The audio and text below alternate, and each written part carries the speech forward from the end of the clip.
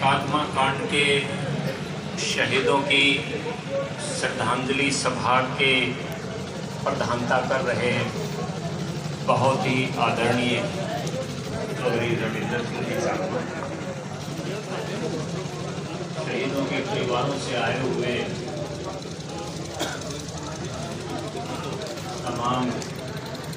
मेरे से छोटे बड़े साथी, श्रद्धांजलि देने के लिए गांव से आसपास के गांव से आए हुए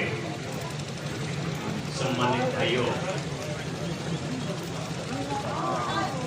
जब यहाँ एक भजन के द्वारा शहीदों को याद किया जा रहा था तो मुझे 28 साल पहले की वो बात आंखों के आगे से घूम गई थी, जिसका मैं प्रत्यक्षदर्शी हूँ, गवाह हूँ कि उस दिन शाम को इस पूरे इलाके में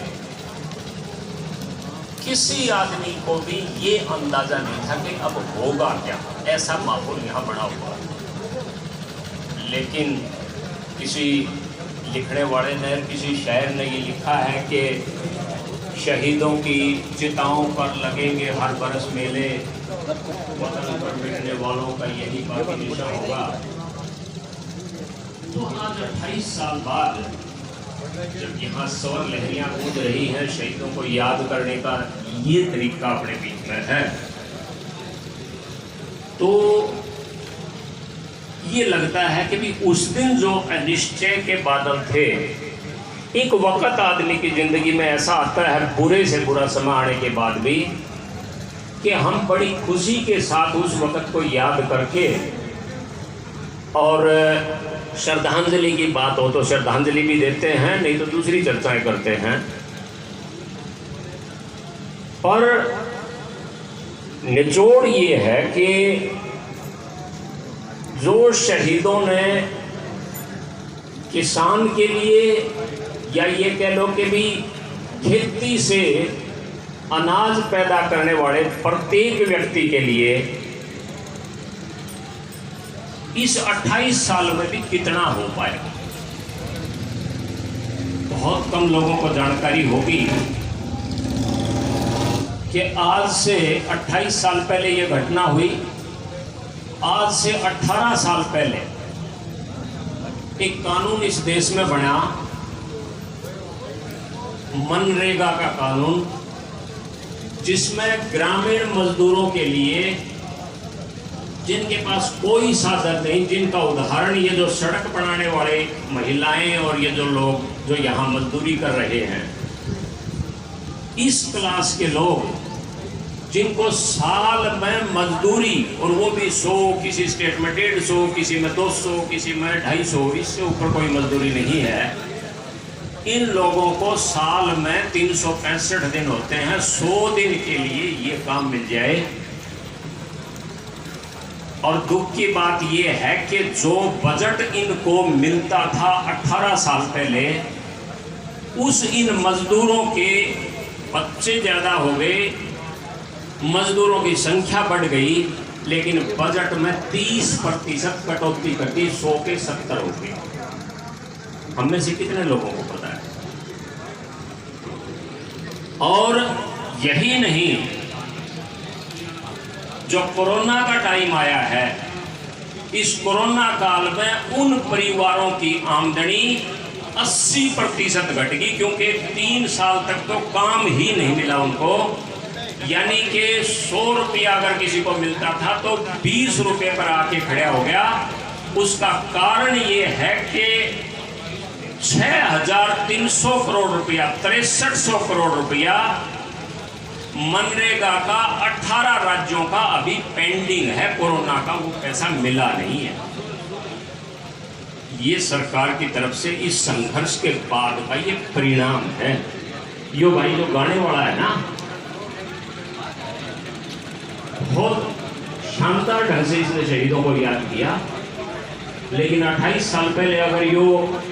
38 साल का है तो 10 साल का था उस वक्त। 40 का हो गया होगा, तो 12 का था, इसको पता नहीं उस दिन माहौल क्या था। मुझे पता है उस दिन के यहाँ से जब मेरे पिताजी खुद डिसेबल थे, वो यहाँ से उन घायलों को जब उठा के ले गए थे ना अपनी गाड़ी में, और दादरी जाते ही साथ वहाँ पुलिस की भरा हुआ था पूरा हॉस्पिटल, और डॉक्टरों ने जानबूझ के ये कहने के बावजूद कि इसका तो पट्टी तो कर दे, बोला ना गोली भीतर में होगी, हम हाथ नहीं लगावा। रोहतक मेडिकल जागा, और रात हो गई थी, अंधेरा हो गया था, बिजली काट दी गई थी, शहर की बता रहा हूँ, और कोई भी टैक्सी वाला, कोई भी गाड़ी वाला उन लोगों को लेके और रोहतक मेडिकल में पहुंचाने के लिए तैयार नहीं था। अनाज मंडी में जाके धक्के से तार कटवा के मन्नर मेरे साथियों ने, और मेटाडोर होया करती, उस पर एक बंद सी गाड़ी होया करती जिसमें 2-3 तक आदमी लेट सकते हैं। जिनको लेटाया था वो जन आड़े बैठे होंगे या उनके अपने गांव में बैठे होंगे। उस मेटाडोर को धक्के से स्टार्ट करके हॉस्पिटल में लाके डॉक्टर और पुलिस वालों के बीच से उठा के उन आदमियों को जबरों तक पहुंचाया था। इन परिस्थितियों में 5 भाइयों की तो जान चली गई, और जो घायल हुए वो आपके सामने सारे के सारे। तो मेरा कहने का मतलब ये है कि ये संघर्ष जो किसान का चल रहा है, यहां आज किसान में भी 2 तरह के किसान बढ़ गए। एक किसान वो है जिसने खेत में मकान बना रखा है, उसका सिटी फीटर लागू होनी। एक किसान वो है जो खेती करता है लेकिन मकान गांव में से, उसके हो सके से 2 या 3 या 4 घंटे बिजली ज्यादा आ जाती है, लेकिन बच्चे तो उस खेत में रहता है, उसके भी पढ़ते हैं, गर्मी उसको भी लगती है। लेकिन अंतर इस बात का आ गया कि जब खेता में बिजली कम आवे से वह आंदोलन करे तो हमारे तो पूरी आवे से भाई हमको क्यों करना। ये अंतर ले दिया गया आपके बीच में, और ये अंतर लाने का मतलब ये हुआ कि जिस हिसाब से मजदूर को हम लोग मजदूर समझने लग गए, ये तो मजदूर से इसके, ये तो खेती वाला, ये तो जमींदारा हो काम से, ये मजदूर है आपके बीच का, जो हम तो बैठ के ताश खेलते हैं, और उस मजदूर की बदौलत जिस दिन भाव ठीक मिलने लगे ना सरसों का,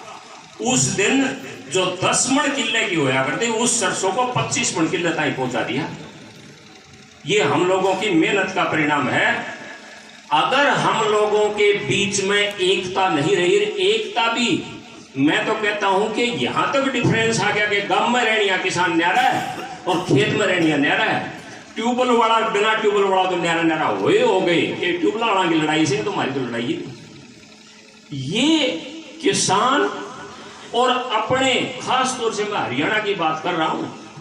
हरियाणा में मजदूर का काम, अगर कोई भवन निर्माण के काम में लगा हुआ है ना, ये तो बाई चांस को कॉलेज शुरू हो रहा है और यहाँ भी जो मजदूर लगे हुए हैं भवन निर्माण में हैं,